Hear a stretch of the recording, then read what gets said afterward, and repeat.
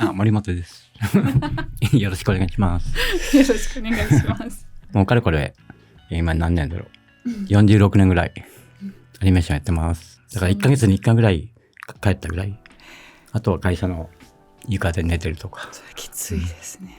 いや、でも、きついと思ってなくて、一個も。早く先輩帰ってくんないかなって。そうしないと、先輩との、なんて言うんだろう、差が埋められない。自分の場合、もうどっちかというと、こういう絵が、あったらいいな。いや、あったらいいなって、いや、この絵を成立させるためにはどうしようっていう。少しでもやっぱり、なんか、寿命の長いものは作りたいなとは思ってるんだけど、じゃあ100年後にこれ残ってんのこの作品はって。そっからかな、子供さんと知り合ったの。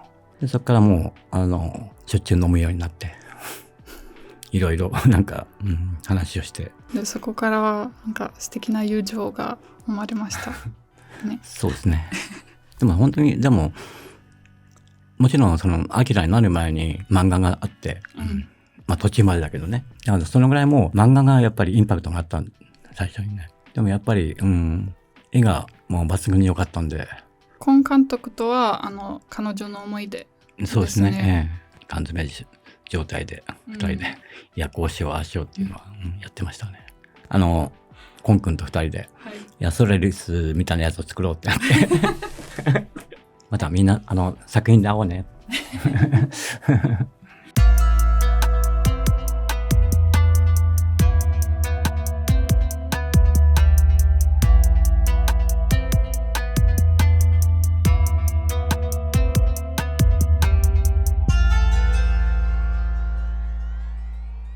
Bună, dragilor! Eu sunt Antonia, gazda voastră, iar astăzi am onoarea de a vi-l prezenta pe invitatul nostru, Koji Morimoto. Domnul Koji Morimoto este regizor și animator și este cunoscut pentru munca sa la legendarul film Akira, de asemenea și pentru scurtmetrajele sale din antologii precum Memories, The Animatrix și Genius Party Beyond. Am avut o discuție foarte interesantă despre animația sa, despre contribuția sa la animația japoneză, despre ce îl inspiră și despre colaborarea sa cu nume foarte mari al industriei japoneze precum Katsuhiro Otomo și Satoshi Kon.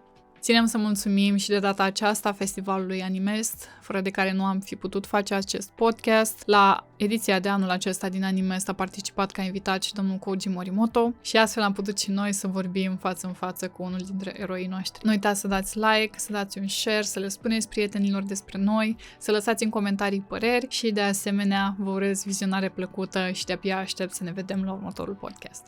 Minna de grande...俺も結構知らないかもな。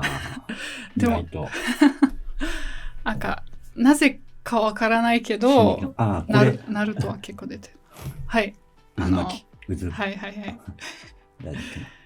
伊藤潤二と、そう伊藤潤二。進撃の巨人。デスノート。まあそうですね。夏目友人帳。友人帳もね。にゃんこ先生が本当に好きですね。にゃんこ先生。にゃんこ先生ね。あと私の好きなナルト。ナルト。なんだったっけ、おやすみぷんぷん。タイトルだけは知ってる。読んでないな。あとバクマン。バクマンね。バクマンを見た時にもう本当に漫画家になりたいなと。こういう日本のコミック屋さんとかあるの？本屋さん？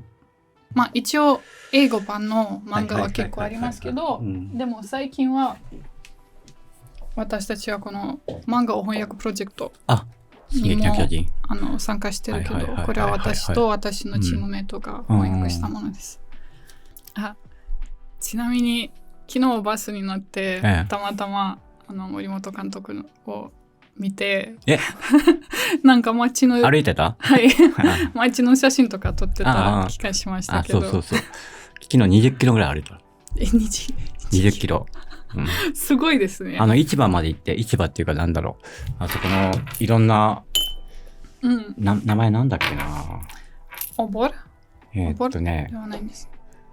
名前がなんだっけな。結構スラムじゃないんだけど、結構なんか面白そうな場所だった気がする。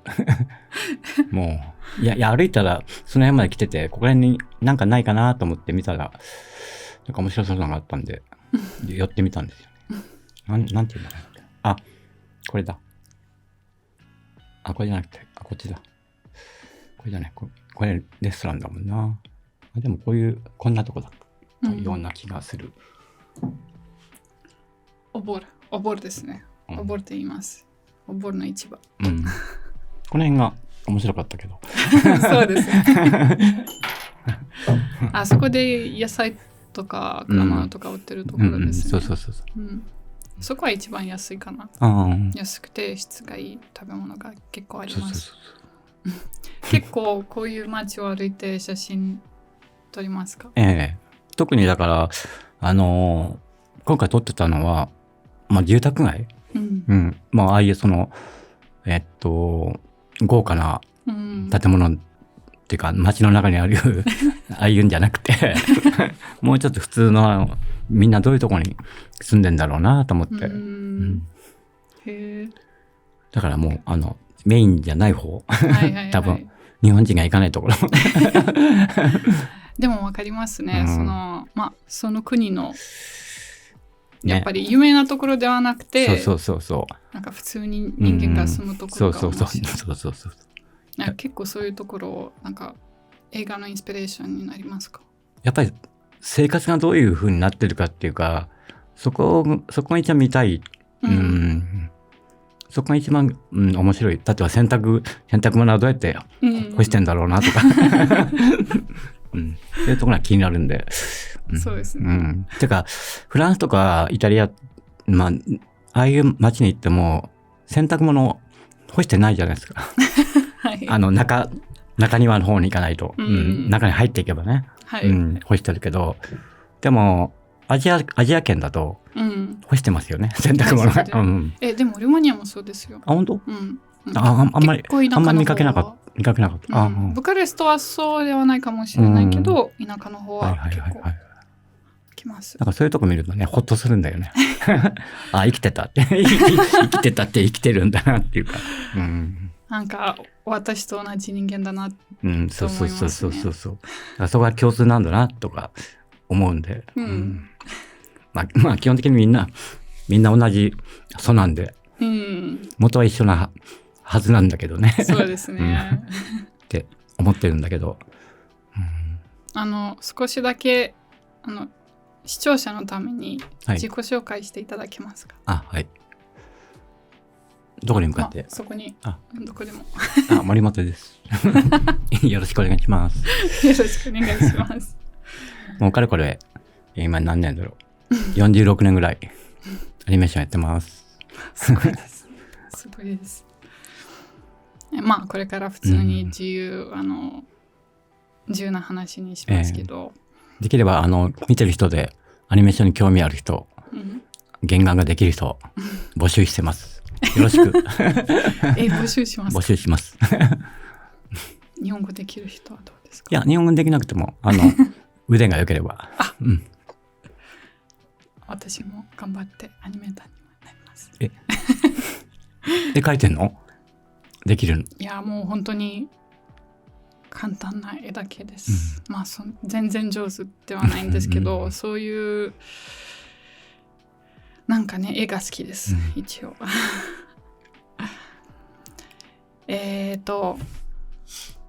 アニメーターにアニメーションに興味を持ったきっかけは何ですか？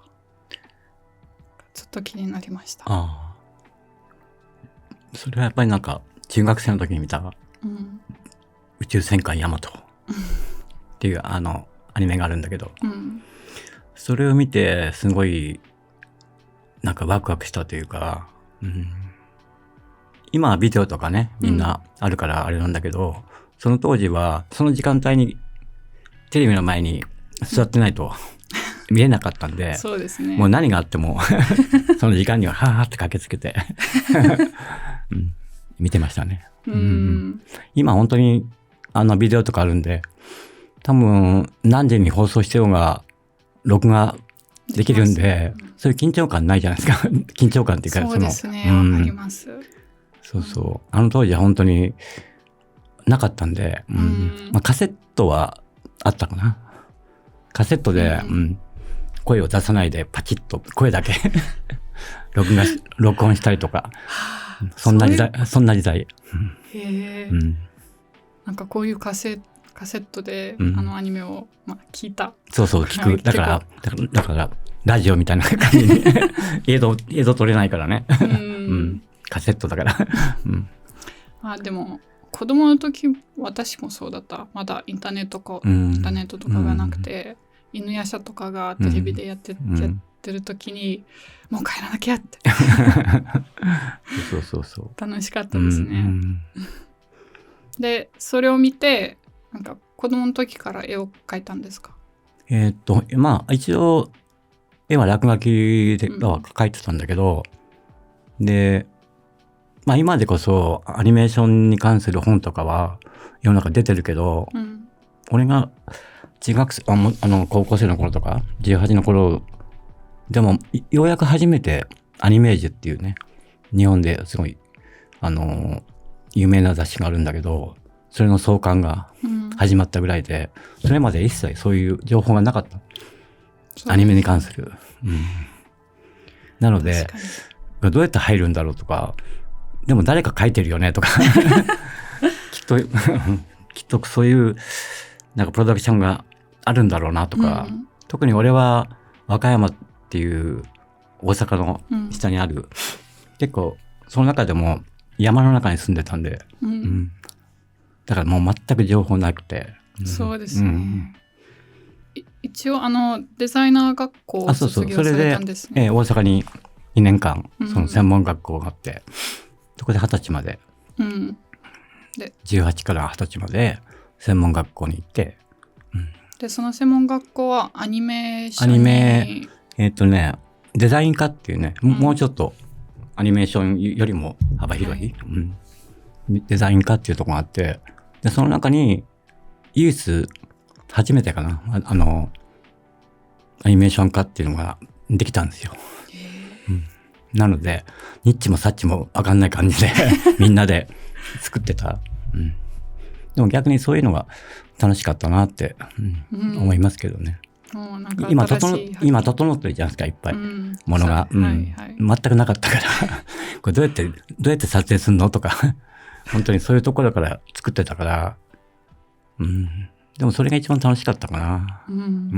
もしかしたら私たちにとっても本当に当たり前なことだと思ってるんですけど、その頃は全然そうじゃなかったんですね。もう全くもう、まあもちろん先生はいてね、実際にアニメーションをやってる人が講師で来てくれてたんで、まあ多少は分かってた、教えられたんだけど、でも本当に機材とかも今ほど揃ってないからその時をアニメーションは、テレビで放送されたテレビで放送してるのはね、ガンダムが終わったぐらいかな、ちょうど一番最初のガンダムとか、あと宮崎さんがやった未来少年コナン、あの辺見て、もうこの世界に行こうって思った。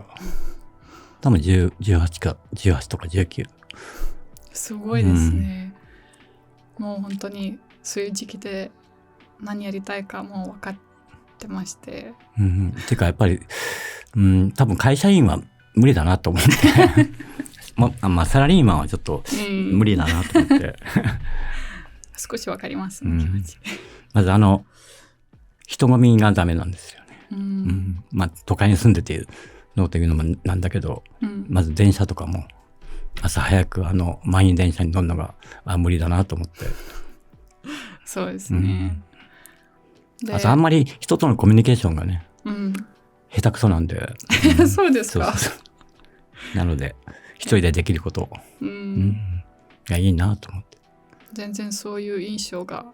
いやそれはね、監督とかし始めて、そうしないとそこで初めて人とコミュニケーションしないと成り立たないんで、そうやって少しずつ、慣れていくっていうか、そんな感じ。で和歌山の少年の頃の森本監督はどんな感じでした？岡山の頃は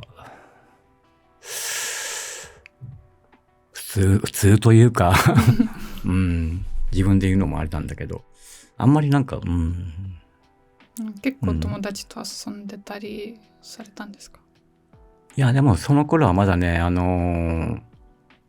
ちょっと進学校に行ったので、なんか遊ぶというよりも勉強させられて嫌だなと思って、で学校の中で映画研究会とか、演劇部とかそういうところに入って、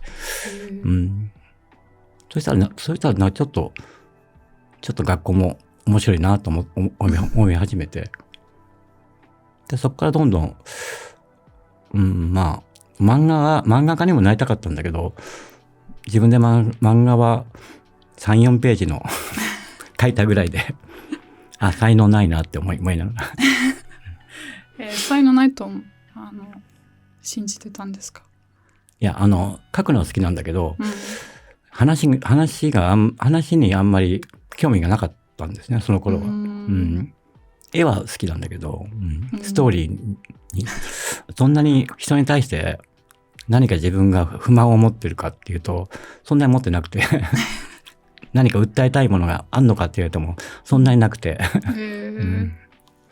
絵は楽しいなとは思ったけど、でも絵で食っていくっていうか、例えばイラストレーターとか、例えば一枚の油絵で食っていくとか、それもそんなにそこまで絵うまくないしなとか思いながらでもアニメーション見てて、アニメーションはなんかなんだろうな、動くのが楽しい、一枚絵はそんなに下手くそでも動くとなんか楽しいなって思ってて、面白いですね。まあそのデザイナー専門学校を卒業してから、初めてのスタジオはアナップルじゃなくて、マットハウスっていう。マットハウス。で、マットハウスで、自分が大好きだった出崎治さんっていう監督がいるんだけど、で、その人の作品にやりたいなと思って。で、入って、多分1年ちょっとぐらいで、出崎さんが辞めるというか、新しいアンナップルっていう会社を作るっていうんで、で一緒になんか運よく引っ張ってもらって、ついていったっていう感じで、でそこでは明日のジョーでそう明日のジョーのね、途中でアンナップルに移るアンナップルに移るんだけど、最初のスタートはマットハウス。そうですか。今マットハウスは結構大きい会社ですね。そうですね。で明日のジョーでの仕事はどうだったんですか？いやもうニッチもサッチも周りがすごくていや本当にいろんな、日本中のね、ところから来てるから、とりあえずもう自分の下手さ加減というか、いい加減大丈夫かこれでって思いながら、だからほとんど帰ってなかった。もうっていうか先輩も遅くまでやるんですよ。テレビシリーズだからもちろんね、大変なんだけど、だから先輩が本当に寝ないでやってるんで、うちらみたいな、うちらっていうかペイペイの人間がね、寝てる暇ないっていうかそんな感じで、だから1ヶ月に1回ぐらい帰ったぐらい、あとは会社の床で寝てるとか。それきついですね。いやでもきついと思ってなくて、一個も。パッションがあったから。っていうか早く先輩帰ってくんないかなってそうしないと先輩とのなんて言うんだろう、差が埋められない、っていう思いも強かったし、だからなんで早く帰ってくんないんだろうって思いながら帰れないよねこれじゃってそこからはフリーランスで仕事をするようになったんですね。そうですね。フリーになる3年ぐらい経ってからですかね。どうしてこのフリーランス仕事に移動されたんですか？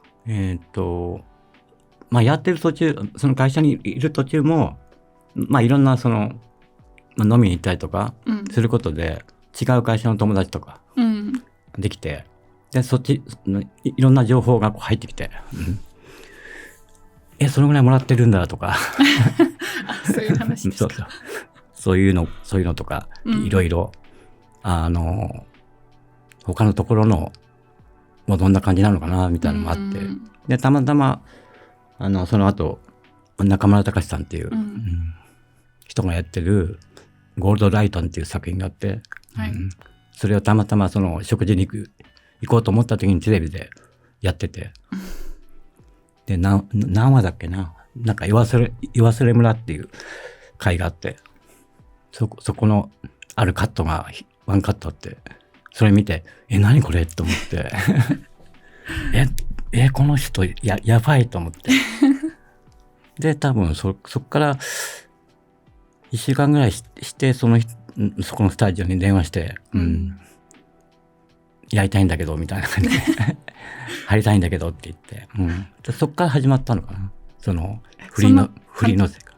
簡単になんか電話して、もうそう来ていいよって。いや、その時は、行ってもらえて、あ、すごいですで、ね。多分1ヶ月ぐらいしてから行ったのかな。うんすいませんって言って、お客さんとかに。今の時期はそういうことはできますか？今もできるとは思うんだけど、今は本当にスタッフが横のつながりっていうのは少なくなったかもしれないね。あと、取られてしまうから、制作の方ががっちりとガードしてる。はい。だから俺とか違うスタジオに行くと、間違ってもスタッフを引っ張ってくんなよって言われて、そんな感じ。こういうコンペティションがきつかったんですか？今ね、やっぱりスタッフが少ないんですよ。やっぱりかけるスタッフっていうか、だからみんな取り合いになってるんで、違う、作品数が多すぎて。そうですね。どうしてこんなにスタッフが少ないと思われるんですか？いや、作品数が多い。そうですか。あと、クオリティがめちゃくちゃ上がってる。でも結構アニメーションとかそういう専門学校に行ってる人はや、いっぱいいるよ。多いんですね。多いけど、かける人っていうのは、また別のやっぱり少ないかな。やっぱりその中の1割ぐらい。あと、本当にかける人はどんどん自分で個人作家の方に行く人もいる。今はね、コンピューターがあれば、本当に一人でできちゃうから、そうですね。だから学校にっていうかそういうその会社に行く必要ないっていうか、SNS とかで自分こんなんやってますみたいな。そうですね。結構 SNS 動きとかやるでとそこにこうみんなそうやってなんだろう、ネットを見ながら、なんか誰かいないかなみたいな見つけてる人もいるし、でそういう人たちが連絡して、お願いしますっていうのも結構増えてるかな。だから海外の人もそうやって、海外のメール送ってやってくれませんかみたいな感じで増えてるかもしれない。結構こういう企業に働きたい外国人はいます。結構いると思います。いや本当にぜひお願いします。でももう本当にアニメ好きな人の中で、なんか10人から5人くらいは絵を描いてます。本当に。みんなそういうのはネットで配信してるのかな。みんな自分のチャンネルというか。どうですか、ルーマニアではなかなかできないんですね。なんで？なんかそういうアプリとかはないんですね。一応インスタグラムとか SNS で載せたりとか。TikTok は？ TikTok も結構人気があるんですけど、それはやっぱりショート動画で、なんか漫画とかはあまり。そうね。漫画は確かにね。はい。はい。で、そこからはちょっと大友監督と、いつお知り合いになったんですか？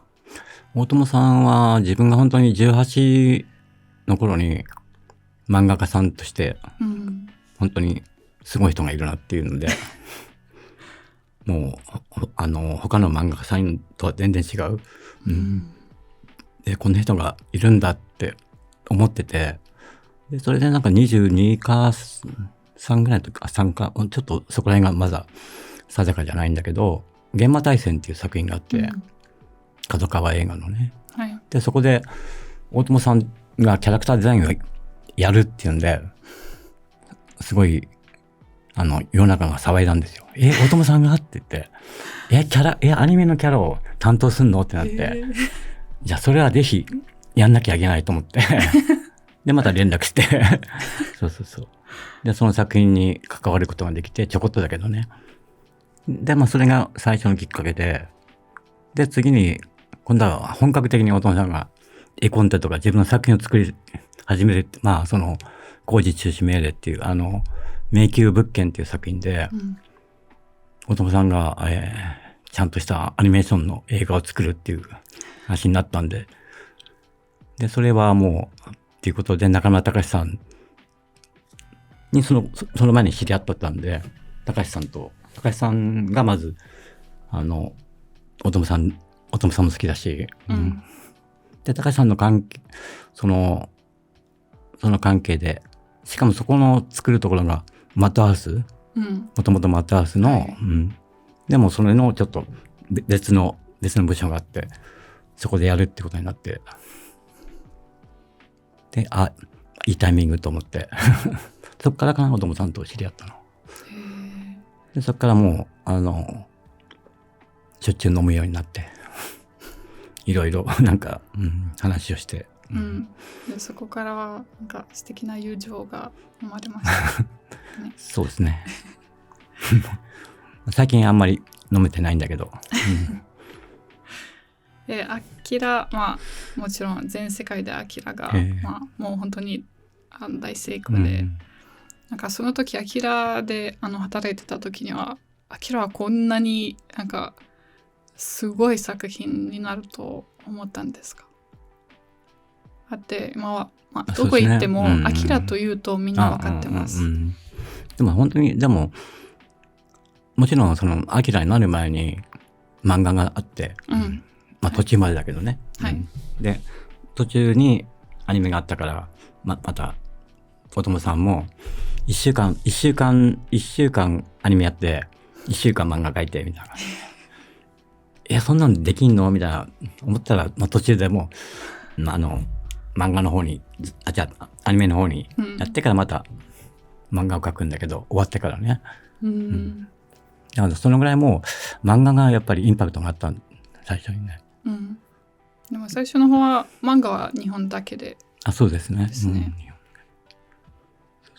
で映画が海外に上映された後、漫画もこっちで結構人気になってました。でもやっぱり、絵がもう抜群に良かったんで、これが動くのかとか思いながら、大変だなとか思いながらまだCG もなかったからね、その頃は。なかったんですね。よかった。もうちょっと今は CG があるから、もうちょっとね、いろんな撮影ができたのになとは思うんだけど、あの当時はなかったから。でその時は全部手書きだったんですね。手書きです。もう信じられないぐらいですね。今だったらね、メカとか全部 CG だったりとかね、するけどね。ガンダムとか昔、ロボットね、でも手書きだからね。あれ。もう本当に見るときに、これは手書きで、すごい。だって宇宙戦艦ヤマト、あれだって1個書くだけですごいかかるよ。部品の数が。いや、思わない？一個一個こうやって部品を書くだけでもさ。いや、プラモデル作ると分かると思うんだけど、すごい部品がいっぱいあるじゃん、戦艦とか。それをさ、動かすんだから。と思って、1枚書くのにどんだけかかんのよって思う。で、いくらかかりましたか？そのアキラでの、書くのがいくらかかったんですか？あれは年月？何年やってたんだろう。2年は最低やってたと思うな。定かではない。今もうどんどん記憶がなくなっていくんだけどね。全然大丈夫です。ちょうどだからその、アキラと同じようにうん。ジブリでうん。トトロがはい。やってて、で、同時に始まったんだけど、トトロの方が多分半年ぐらい早く終わってて。そうですか。まあその回あって、そのジブリのスタッフが後半、手伝ってくれたりとか、したんで完成できたんだけど。そんなに手間がかかったんですね。っていうか、なんだろうね、そうね。飲み歩いてたのもあるのかな、わかんないけど。いや、でもまあ、そうは言ってもね、飲みには行ってたけど、まあ、9時、10時にはちゃんと会社に入ってて、やってましたけど。なんか、宮崎監督と大友監督と結構仕事されたんですけど、どうですか、そのプロセスは。どうやって違いますか？基本的に2人とも絵を描く人間なんで、要はもうイメージがもうビシッとあるというか、もうここはこういうふうに動くっていうそのイメージは、そこは一緒かなとは思うんだけど、まあ絵柄がね、違うのはまあしょうがないけど、はい。描くスタイルは結構違いますね。そうですね。でも大友さんもう背景現図っていうか後ろの街とかもびっちり描くから、はい。サトシ監督とも仕事をされたんですけど、そちらはどうですか？いや、コンさんとは本当に楽しい思い出しかなくて、でコン君も本当にこの業界というかまだね初めてというか、その後にはまあもう有名な監督になるんだけど、その前は本当に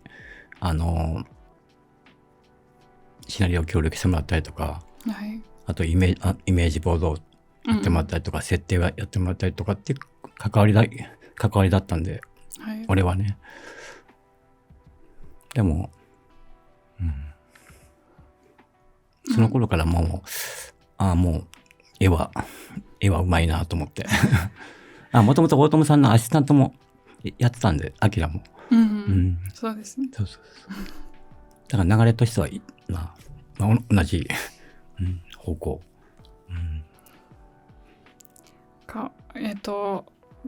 コン監督とは彼女の思い出ですね。そうですね。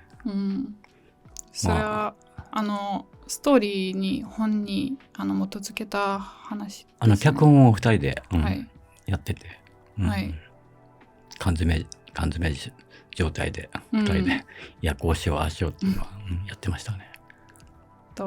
メモリーズの中で多分彼女の思い出は一番印象に残ったかな。ありがとうございます。多分音楽も素敵だったからかな。そう菅野陽子さんね、もう本当に大好きな人です。菅野さんとはその前にマクロスプラスっていうね、作品があって、そこのコンサートシーンっていうのがちょうど渡辺さんに、こんなシーンがあるんだけどって言って、で音楽聴かせてもらったんですよ、菅野さんの。そしたらやばいこれこの音楽やばい、やりますみたいな。チャレンジが好きなんで、いやっていうかやっぱり音楽が素晴らしかったんでね、この人の音楽やばいなと思って、そこから菅野さんを紹介してもらったりとかして、結構森本監督の作品では音楽は大事ですね。もうめちゃくちゃ大事です。もう本当に最初に音楽スケッチ、を作るというか、基本的に例えばそのラジオドラマを作れば、ラジオドラマが面白ければそこに絵をつけるだけっていうかそうですね。ね、ラジオが完璧だったら、もうすごいじゃんみたいな。絵がどんな絵が来ようがみたいな。そんなことないけど、まあ基本的にそこが成立してれば、次のステージにはいけるんじゃないかなっていう考え方もあったし、ほう。それは確かに。そう。でもなんかちょっと不思議な話なんだけど、ラジオドラマって見えてないので、ひたすら、かたくなに説明するじゃない？はい。でもそれを、例えば目の見えない人にラジオとテレビ、こう、聞かせてみて、どっちが面白いっていうのをやった人がいて、テレビが面白いって言うんだよね。説明されてないの。はい。されてない方が。そうですね。それが不思議だった。そこでそうなんだと思って。そうか、こっちが見えてないから、多少フォローした方がいいんじゃないのとか、思ってるのって、すごい余計なこともしかしたら。そうですか、余計なこと。そう。なのかって思って。でもラジオドラマといえば今はもうないんですね。いや、なくはない。なあ。ていうか逆にラジオドラマがもう一回また再認識っていうか、されてきて、そっちの評価もまた上がってきてる。そうですか。そう。それは多分目が見えない人だけじゃなくて、楽しめるために、じゃあ目の見えない人だけじゃなくて、多分今情報が多すぎる。すごく。はい。だからもしかしたら新しいメディアというか、が生まれるかもしれないなとはちょっと思ってるんだけど。その感じでオーディオブックも結構入っていますね、最近は。ありますね。なんか時間がない時とかは車で聞くこともできるし。本当は絵本とか、ページを開くと、そこのページだけに流れる音楽とか欲しいなと思うんだけどね。そんな本があれば、素敵だなと思うんだけど、でも今の技術だったらできるんじゃないかなと、思うんだけど、多少高くなるかもしれないけど。確かに。で、音楽だとどんな音楽が特に音楽は基本的に歌詞のないもの。クラシック。クラシックとかテクノとか、要は歌詞があるとその内容っていうかその詩のその文字情報っていうか、それが入ってきちゃって、でも歌詞がないと逆にこの音楽で例えばこんなセリフこういうシーンがこういうこと言ったら面白いかもって自分で付け加えられる、だからそっちの方が聞いてて楽しいというか自分も参加できる。確かに完璧に作られたものをどうだこれっていう風に見せられるんじゃなくて、まだまだ自分も参加できる余地があるみたいな、そのまま受け入れるんではなくて、想像を使って、だから10人いれば10人みんな違う感じに受け取れる、それが面白いなと思ってて。そうですね、あるインタビューで多分大友監督との話で森本監督がこういうことをおっしゃったんですけど、言葉から始まる物語と絵から始まる物語は違う。頭の中がイメージではなく言葉でいっぱいになってしまうと物語が間違った方向へ進んでしまうような気がします。で言語を完全に忘れたいとおっしゃったんですけど、今でもそうですか？でもそれはありますね。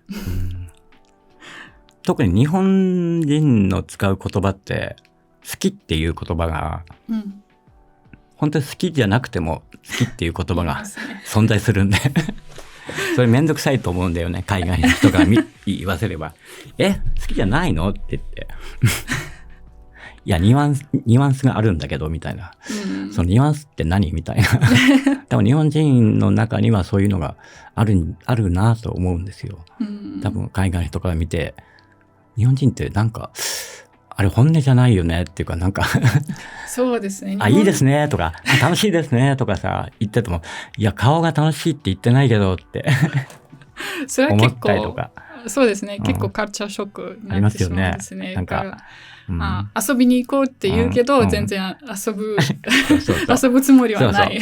今度来てくださいねとかはい。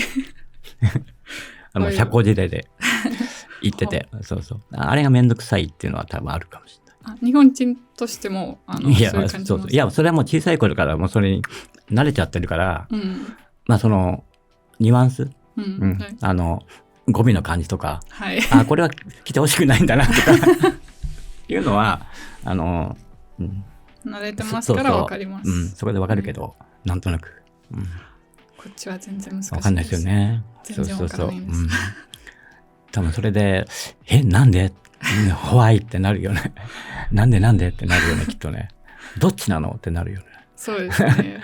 なんかこういう本音と建前はそうそうそうそうこっちにはないんですね。かそれはどう思いますか？どうですかね。ある意味でわかります。わかりますって。なんかうん本音と建前っていうコンセプト概念が、まあ、こっちにはないんですけど、無意識にそういうところがあると思います。なんか好きじゃない人と、まあ好きじゃないけど、普通になんか丁寧に話すし、それはちょっと平和を守るために、誰でもするんだけど、喧嘩したくないしね。そうですね。その場がなんか、ハッピーになればいいし、でもただ違いはそうしなくてもあまり問題ないという感じですね。なんか怒っても許してくれるんですね。なんかそういう演じとかではないんです。しかも仕事とかで普通にフィードバックも、まあ仕事に関してはね、そこはちょっと、もうちょっとちゃんと言った方がいいかなとは思うんだけど。そうですね。たまにはちょっとダメなものはダメ。そうですね。言えればいいな。でも日本にいた時にそんなに、まあもちろん大学とかでいろいろ勉強したんですけど、本音と建前とかについてするんだやっぱり。はい、します勉強してそんなにショックではなかったかな。ここに吹き出して考えてる言葉が出ればいいのに。そうですね。もう隠せないぐらいの。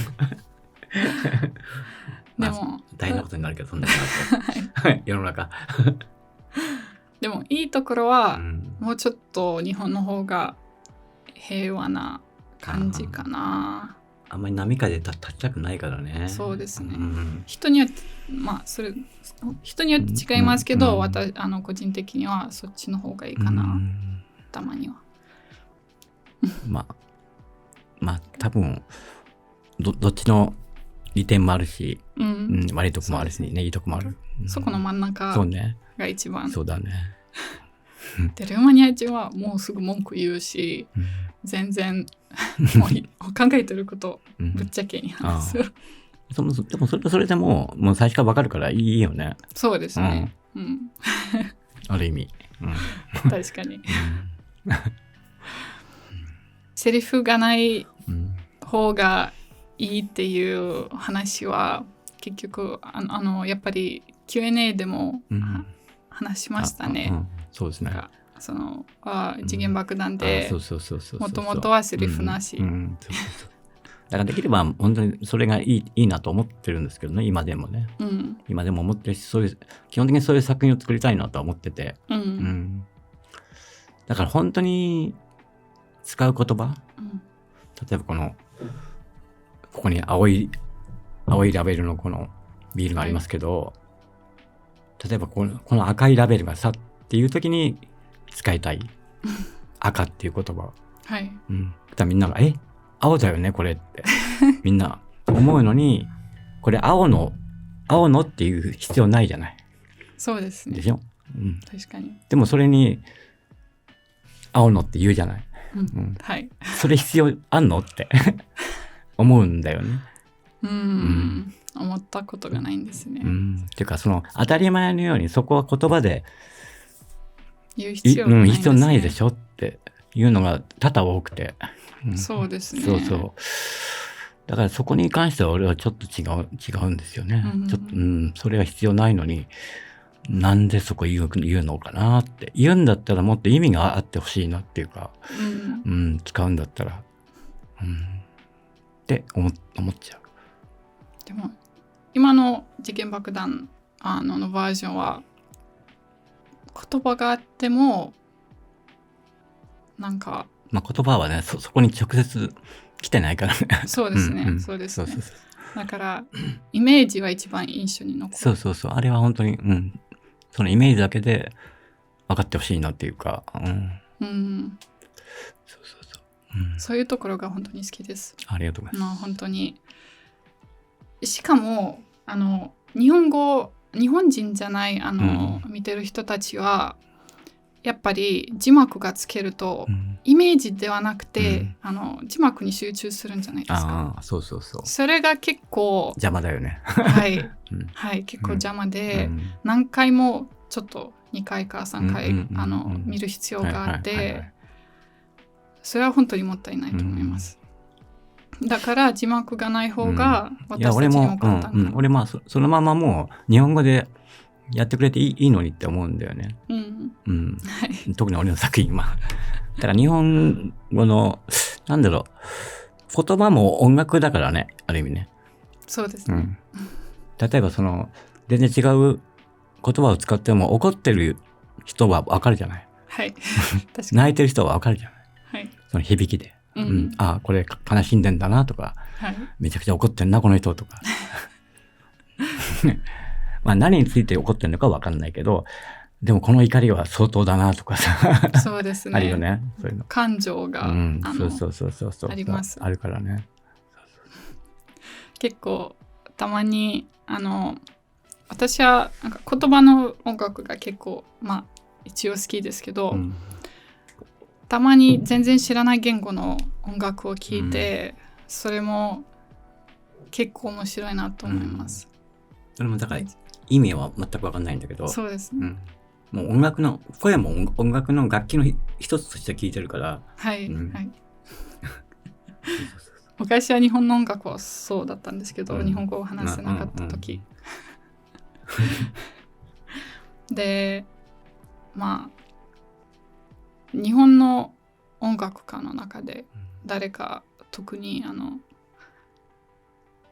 いやそれはね昔フォークソングっていうか井上陽水とか、吉田拓郎とか、ちょっとしみったれたやつっていうか、なんか、元気じゃない音楽元気じゃないっていうか元気じゃないって言い方は変だな。なんか恨みます的なジメジメとした暗いやつが好きだったな。でも途中から YMO が出てきて、細野さんとか、高橋さんとかね、坂本さんとかのYMO の音楽にハマって、そっから持っていくのがもうめちゃめちゃ好きになって続きますとちょっとアニメーションの発展とかについてお聞きしたいんですけど、70代から90代まではちょっとアニメーションの全盛時代と言われていますが、その時からアニメ業界はどうやって変わったと思いますか？そうね。結構技術とかも結構発展して、最近は CG アニメーションも非常に発展して変わったっていうのはね、多様性が少なくなったかもしれないね。少なくなったんですか？結構似たような作品が多くて、特に転生もの。はい。いや昔はだから例えば悟空とかいやこういう一個出たらこの同じようなパターンではやんなかった、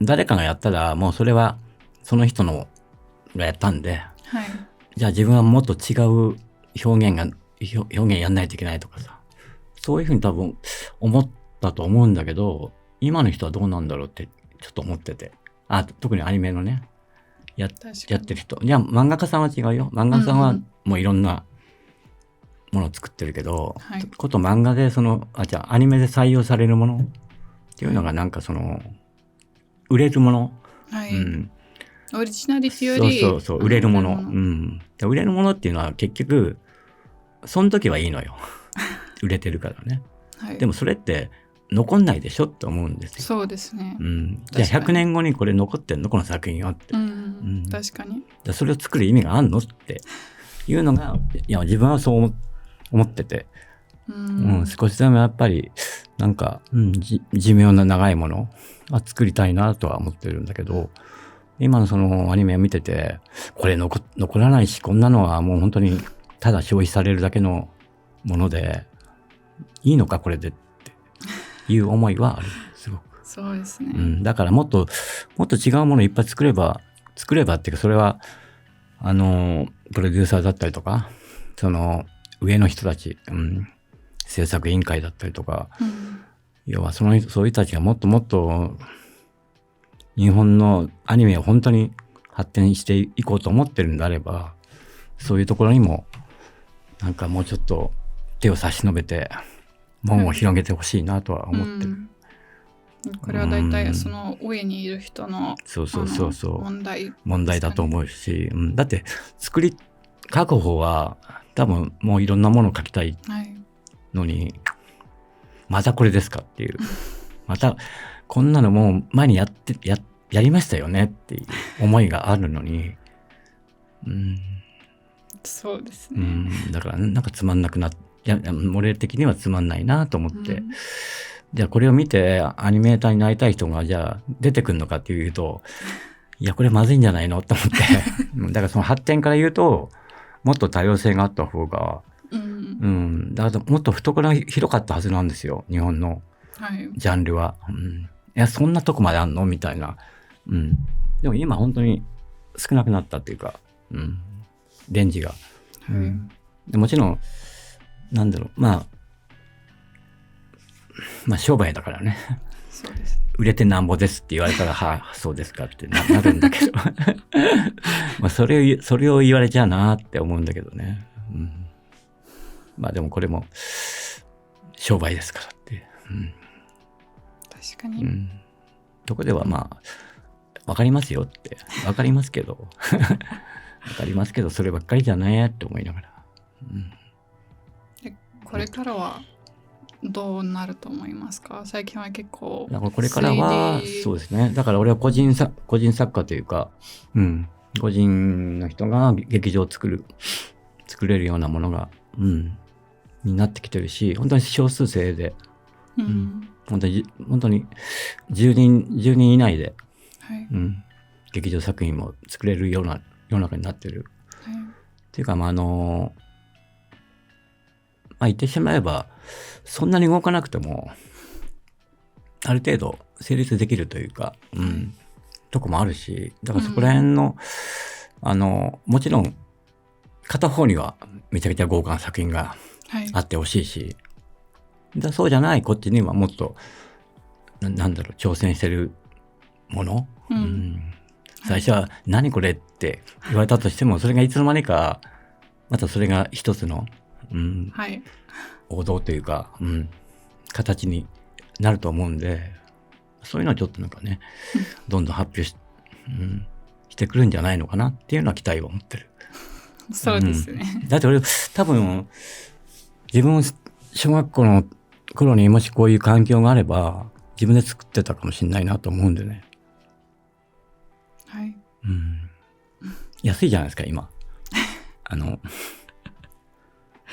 ね、確かに、誰でもそう、10万以内で、確かにお年玉を貯めれば多少は変えるんじゃないかなっていう、ところにあるんで、だから多分これから小学生の作家が出てくるんじゃないかな。作りましたとかって言ってすげえ面白いんだけど、この小学生みたいな、結構いると思います、でも書いてる人が多すぎてどうやって見つけるんですか？いやでもね、多分それはね、噂になるって、俺が見つけなくても多分誰かが見つけたのがどんどんいつの間にかもう1ヶ月も経てば、いやよっぽどすごいとね、多分もういきなり、だからそれは必ずいる、必ず誰かが見てる、ネットの中で、ここにバックマンの絵もあるんですけど、なんか私はそのアニメーションや漫画の業界について全然知らなかったけど、バックマンを見てこういうもんだなって、思ってて、なんかどのぐらいそういう話は本当ですか？なんかこういうどうやって漫画家やアニメーターになれるんですか？普通に編集会社に行っていや今はだから SNS とか、にこんなんやってますとか、で昔は結構それ出版社の人とか、その制作会社の人とかが見つけて、連絡したりとかしてると思うよ。そうですか、昔は同じだったんですか？出版社に持ち込み、今はだから逆に出版社がそういうなんか面白い人いないかなって思って探してんじゃないかな。多分探す人も会社にいるんじゃない？それ専用の人が、で外国人も申し込む？もちろんいやもちろんそれは全然、平等に面白ければ。じゃあみんな頑張ってください。そういや本当にいつでも、それはどこでも開かれてると思うし、だから今のアニメーションでもいろんな海外の人が参加してるよ。多分クレジット見れば分かると思うけど。そうですね、結構韓国人の方。そう韓国人とかやっぱり多かったりするけど、でももっと違うフランス人とかもいるし、全然今はもうちょっと、これからもっともっと別にその純日本製とかっていう言ってる人も結構上の人間だからねそういう人たちはもう古い人間なんでいやもうそんなの別に日本製だろうがどこだろうが関係ないじゃんって俺は思ってる方なんで、全然いいなとは思ってて。よかったです、本当に、気になったのはセルアニメーションからCG アニメーションに移動した時にはどんな感じでしたか？そうですね、でも基本的にそのアニメートするところは変わんない、でも俺は嫌なのは例えば背景、バックグラウンドが写真の加工だったりとか、ああいうのを見るとがっかりする。なんかいやいやっていうかそこが面白いところなのになんで写真使うんだろうなっていうのが、やっぱりストーリーの大事なところなんで、もうちょっと絵だから別にね好きであっていいじゃんって思ってるんだけど、だからそうね、俺も一時期そういうところに一回ハマったこともあったんで、偉そうに言えないんだけど、だからもうちょっと、俺も含めてなんだけど、もうちょっとその絵としての、楽しみのところにもう一回も立ち戻って、作っていきたいなっていうのは思ってます。その変化があったのは多分時間がないからですか？特にシリーズの場合は、早く描かないといけないし、結局絵を使った方が簡単じゃないかなと。写真を使った方が、それはあると思う。てかその技術のない人がやった時に要はバレるわけですよ。うまい下手だっていうのが。でも写真の加工だったら別にそんなには分かんない、だから本当に今やってる転生ものとかは、本当に学生が作ってんじゃないかっていうレベルのものもあれば、大丈夫かこれでっていうこれでよく OK 出てんなっていう作品もいっぱいあれば、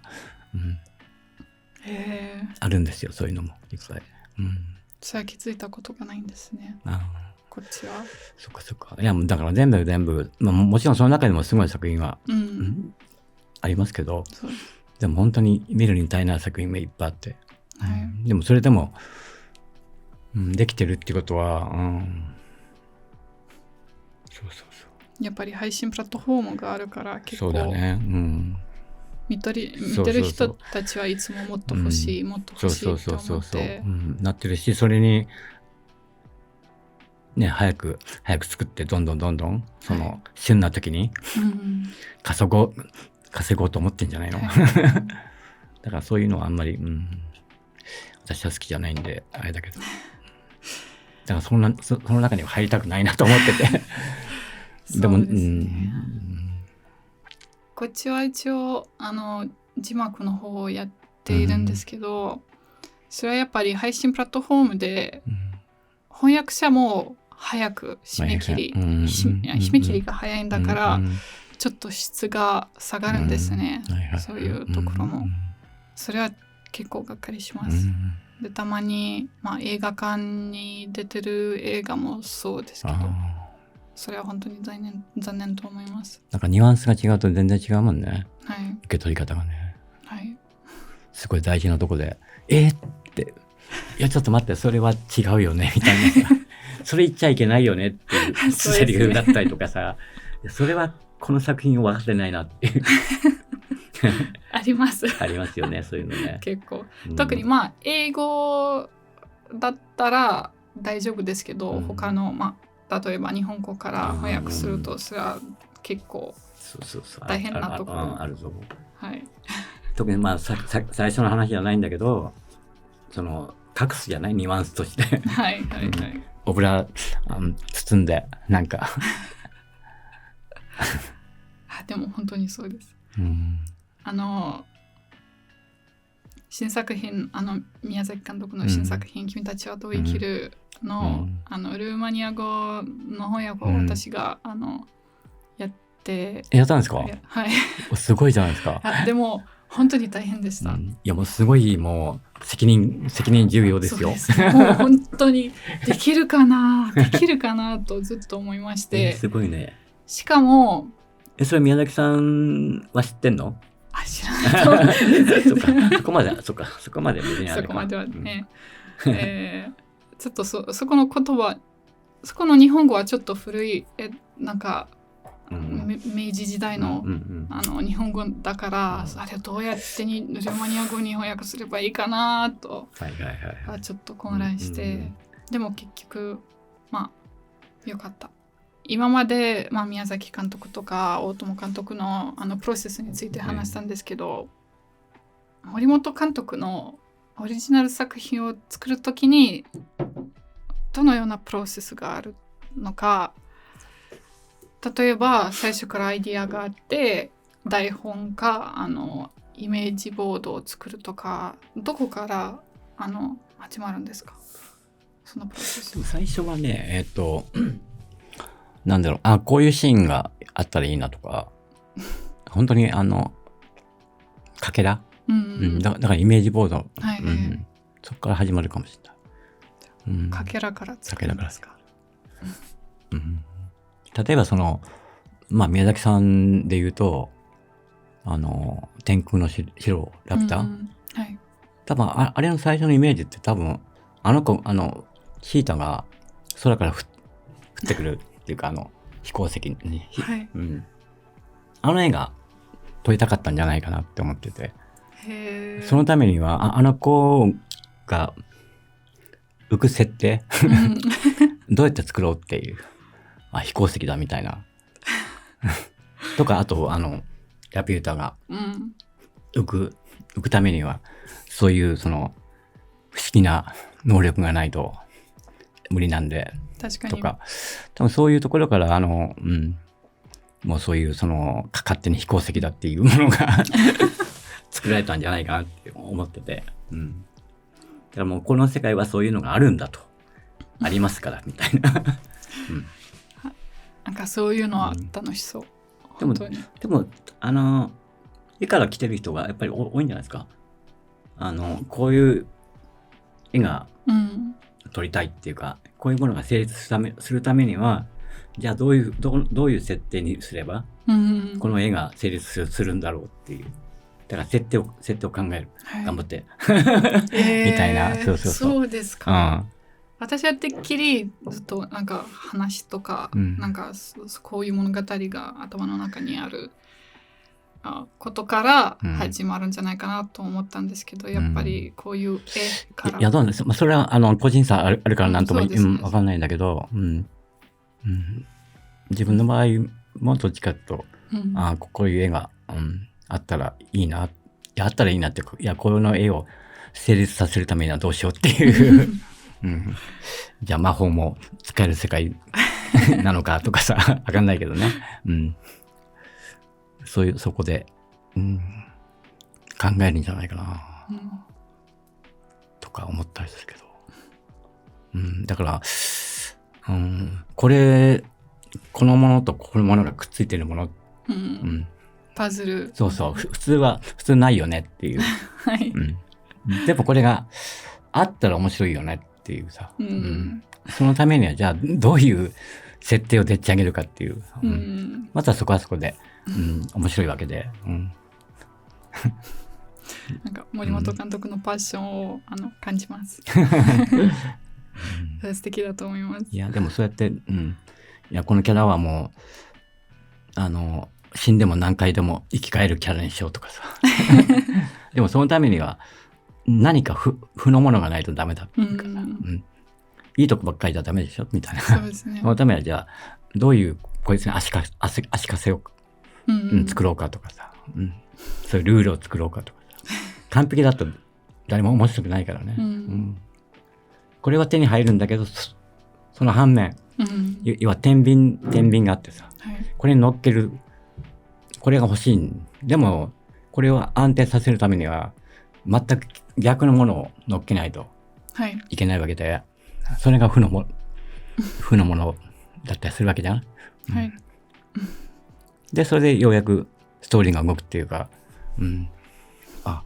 それは大変だなってこのためだけにこれがない限りここの説得力がなくなるっていうかさ、面白くなくなるっていうか、ストーリー的にやっぱり面白くないわけで、そうですね。全部が手に入ってる人間がね活躍してもさ、誰もさ面白くないよね。そうですね、全然説得力がないんですね。そう確かに、人は多分見てるコンテンツの場合もそうだし、チャレンジが好きですよね。そうやっぱりなるべくない方がいいと思ってるけどこんなんとでもなかったらつまらないんですね。そうなんだよね。それを困難を乗り越えて勝ち取るところが面白いわけでね、そうなんだよな。このプロセスは結構長いんですか？なぜ聞くか、それはアニメイトリックスについてのインタビューで、マイケル・アリアスプロデューサーの方が、森本先生はプロデューサーの悪夢とおっしゃってそれはストーリーボードイメージボードが時間がかかるからだと。そうね、あとだからイメージボード書いても結局動いてみないとニュアンスは伝わらないんですよね。だから俺最初にアニマトリックスのポンって書いて見せたけど、はぁって言われてなんか静かでドラマはあんまりないじゃないそうですか。でも時間のコンテに時間振ってあるんだけど、多分その時間で読めない人が多いんだよ。そうパッパッパって読むと、そこにこれ1分って書いてますよねとかさここは5秒って書いてますよねとかさ、そんなに5秒とか3秒とか1秒のカットに、例えば注文来ても、いや、これ1秒ですよってあなた今、1秒で判断してないですよね、それ。1時間ぐらいかかって後から来ましたよねとか。だからそういう、なんかそのパッションで見てほしいんだけどね。なかなかそれが伝わらなくて。でも結局、つなげて、作品が完成した時に、あ、なるほどっていうか、分かってもらえてよかったなっていうのはありますけど。もうそろそろこのポッドキャストの終わりなんですけど、その前にゲストのポッドキャストの終わりに、ゲストの皆様に10か7つの質問を聞くんですけど、最初の方はインスピレーションになった3つの映画は何ですか？ゆっくり考えてください。まあストーカーはあります。そうか。タルコフスキーの。あとはドイツ表現主義のカリガリ博士。カリガリ博士。背景がこんなん。はい。要は演劇っていうか舞台みたいな感じなんですよ。これ背景も作ってるんで全部作ってるというかその、セット。だからこう空間が曲がってるんですよ。なんていうのかな。曲がってるって言い方も変ですね。なんか例えばこんな空間だったりとかさ。現実が割れたみたいな。そう。でもこの背景に意味があって、ちゃんと一個一個、見てみます。ぜひ。特にこう白黒だからそれの陰影がすごい綺麗で、こんな感じのね、アート的な作品なんだけど、これはよく、これは未だに好きですね。タルコフスキーといえば、その彼女の思い出はちょっとあれはソラリス。あれはソラリス。あれはソラリス。コン君と二人で、いやソラリスみたいなやつを作ろうってなってやっぱりすごいですね。世界の中に入っていった人間がどんどん自分の中に入られて、みたいなその構図もね、含めてやっぱ自分の、入ってるつもりが入られていくみたいな、その構図が好きで、画面もかっこいいしね、確かに雨が降ってたりとか、廃墟だったりとかもう全くそうです。で3番目はね、なんだろうな、3番目よく見て、じゃあそうね、よく見てるものとしてホルスの大冒険。ホルスの大冒険っていう宮崎さんと高橋さんが組んだ一番最初の東映長編。あれ映画館に50回ぐらい行ったからね。すごいです。っていうかもうビデオない頃だから。だからこれどうなってんだろうっていう感じで。今でも。だからその頃は本当に公民館ってその大きな劇場じゃなくて、小さいところでも子供のための映画の上映があって、その中でホルスがあったら、150円とかそのぐらい見えたんで出かけて行っては、ホルスだけを見に行ってましたね。いやそれは本当に学生の頃に、影響を受けて。ではインスピレーションになった3人の監督。黒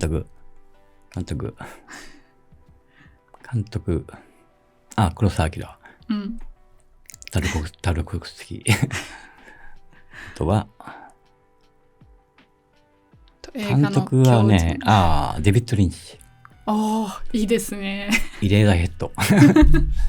さっきのあれでもそうだね。イレーダーヘッドも結構あるかもね。一番最初に見たリンチの映画の入れた人は結構、そうですか。結構やられました。すごいと思って。今でもリンチは。まあもちろんマロランドドライブとかね、めちゃくちゃもう好きいっぱいあるんだけど、やっぱりでも最初に受けた衝撃は、入れた人は好きでした。私初めて見たのはブルーベルベット。ブルーベルベット。あとはツインピークス。ブルーベルベットもね、すごい、曲もいいし、官能的ななんとも言えない雰囲気がそうですね。いいですよね。ムルホンド、なんていうの、マルワナドライブ。はい、それも本当に。そう。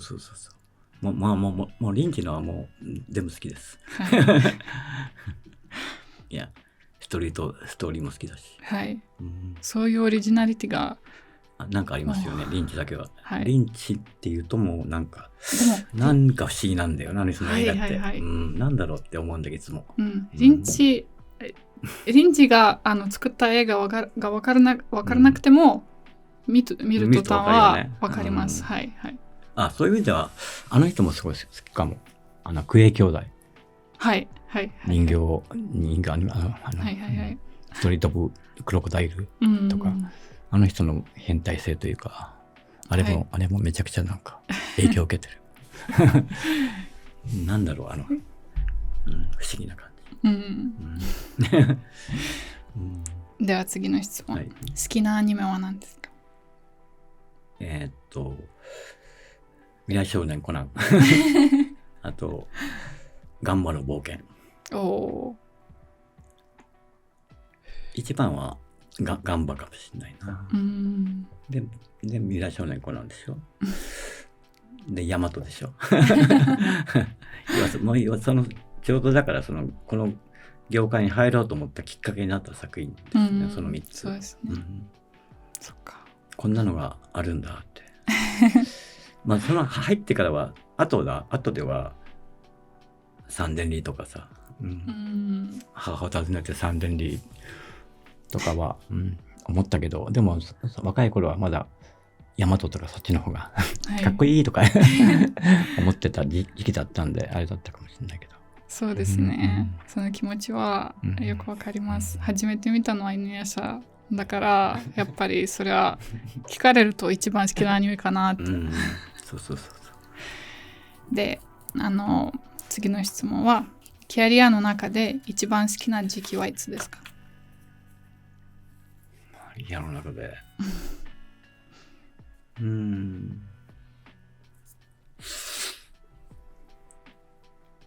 30代かな。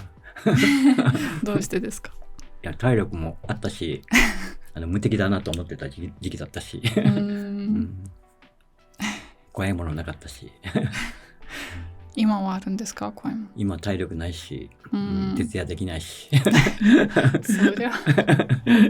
もうご飯食べると寝ちゃうし、大丈夫かって思って自分で。でも今の若者もそうですけど。いやもっとパッションあったよね、情熱あったよねとか思っちゃうとね、もうないのかなとか思ったりする。起きられないんだもん。それは残念ながら体も疲れてるんですよね。いやあの頃は別にそんなこともなかったのに。って思います。ありがとうございます。暇な時間の好きな活動。暇な時間はありますか？いやもちろん暇な時間は何してんだろう。飲み歩いてるだとか。しょうがないね。いいですね、そっちも。でも忙しい時もなんかふと飲みに出てたりとかするかもしれないね、逃げるように。たまには必要です。はい。もしアニメーションの仕事がなかった場合、他にどんな仕事を選んだでしょうか？何やってたんだろでもなんか作るの好きだから何か作ってたかも。作るというか、例えば彫刻とか。彫刻っていうかなんかこう器だったりとか、なんかそういうまあその、はい、手に職、はいはいはい、特に俺田舎だったから要はもう物がないんですよ、基本的にね、はい、だからもうなければ作るっていう、自分で作ったり、自分で作るっていうそういうのがもうなんか、小さい頃から、はい叩き込まれてるから、作ればいいんだよねって裏の山に行って自分で木を切ってきてなんかねなったところでガンガンガンってやりながら、なんか作ればいいんでしょ、はいはいはいって思える、最近はあんまりないんですね。なんか結構何でも買えるし、作るなら多分田舎の方かな。だって火だってね、勝手に使えるし、今だとね本当に刃物とかもさ、小さい頃はもうみんな持ってたからね、鉛筆削るために、刃物っていうのか何とか言うのか、今だとそんな多分持たせてもらえないしね、危険だって言われて、はい確かに、だって火を起こすのだってね、小さい頃なんて普通にさやってて、あっちってなったし、やけどもしたし、そうですね、私も同じです。田舎だったから、だから俺はそのまあ親になって子供たちに興味あるんだったらやらしてんだよね、何でも、なんかいや興味あるんだったらそれは先になるよねって思って、ですよねって思えるんで、そうですね、で最後の質問ですけど、これは本当にゲストの皆さんに聞くんで、人生の意味は何でしょう？人生の意味は分かんない人生の意味は分かりません分かります、人生の意味は多分死ぬ時に分かんのかな、死ぬ直前に分かんのかな、そうですかと思いながら、意味というかそういうふうに考えたことがあんまりないですね。ないんですか？なんで生きてるのか。いや、なんで生まれてきたのかっていうのはあるけど、なんか答えは出ましたか？いやだからなんか多分一緒だと思うんだよね、生まれのスタートは。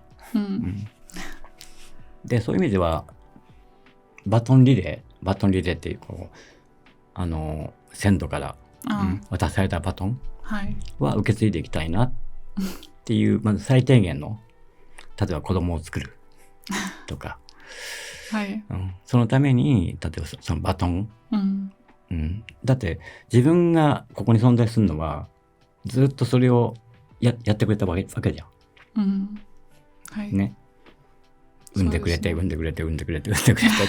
ーってこう長い、そうですね、で俺のとこでそのバトンを閉じるわけにはいけないってせっかくもうあの歴史からこの枝がダーってある中の一個の枝が今日消えようとする例えばね、俺の世代で消えちゃうのかってなった時に、俺はそのバトンを受けた人たちに何て言うんだろうって何て言えばいいんだろうというのはちょっとあるかもしれないね、そういう意味でのその生きるっていう意味の、だからとりあえず子供は一応2人作ったのでその2人が次子供作るかはそれは俺の責任じゃない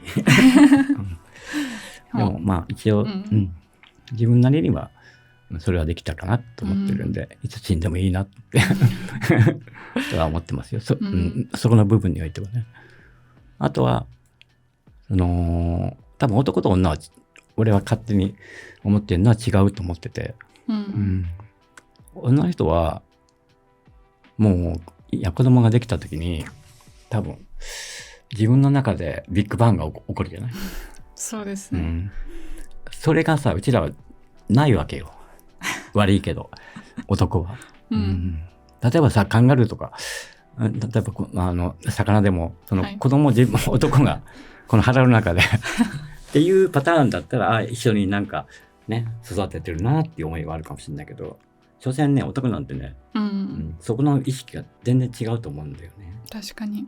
だから頑張って作品を作ったりとか、なんか違うものを作ることで自分が存在したっていうものをね、何年何月になんとかなりめがいましたっていう部分もどっかで証明したいんじゃないかなっていうのは特に男の場合あるんじゃないかな。